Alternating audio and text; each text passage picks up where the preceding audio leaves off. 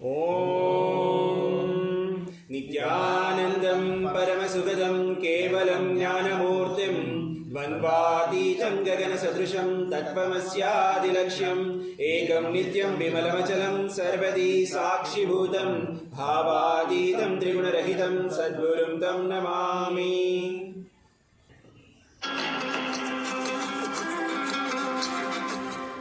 देवराजसेव्यमान पावनाङ्घ्रिपङ्कजं व्यालयज्ञसूत्रमिन्दुशेखरं कृपाकरं नारदादियोगिवृन्दवन्दितं दिगम्बरं काशिकापुरादिनाथकालभैरवं भजे। भानुकोटिभास्वरं भवाब्धितारकं परं नीलकण्ठमीप्सितार्थदायकं त्रिलोचनं कालकालमम्बुजाक्षमक्षशूलमक्षरं काशिकापुरादिनाथकालभैरवं भजे। शूलदण्डपाशदण्डपाणिमादिकारणं श्यामकायमादिदेवमक्षरं निरामयं भीमविक्रमं प्रभुं विचित्रताण्डवप्रियं काशिकापुरादिनाथकालभैरवं भजे।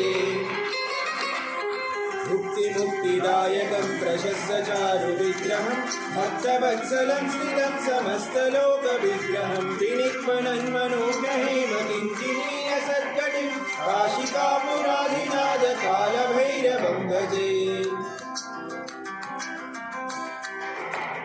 धर्मसेतुपालकं त्वधर्ममार्गनाशकं कर्मपाशमोचकं सुशर्मदायकं विभुं स्वर्णवर्णशेषपाशशोभिताङ्गमण्डलं काशिकापुरादिनाथकालभैरवं भजे।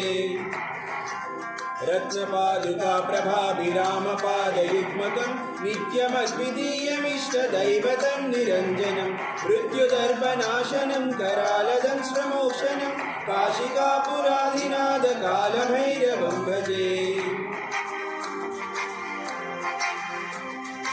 अट्टहासभिन्नपद्मजाण्डकोशसन्ततिं दृष्टिपातनष्टपापजालमुद्रशासनम् अष्टसिद्धिदायकं कपालमालिकाम्बरं काशिकापुरादिनाथकालभैरवं भजे।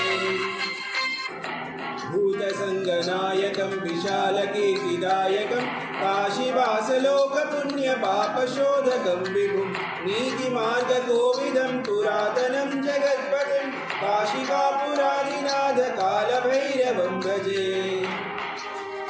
कालभैरवाष्टकं पठन्ति ये मनोहरं ज्ञानमुक्तिसाधनं विचित्रपुण्यवर्धनं शोकमोहदैन्यलोभकोपतापनाशनं ते प्रयान्ति कालभैरवाङ्घ्रिसन्निधिं ध्रुवं काशिकापुरादिनाथकालभैरवं भजे।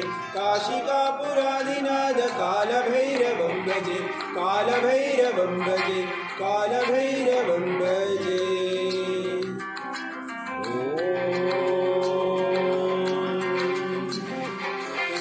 शंकराचार्य कालभैरव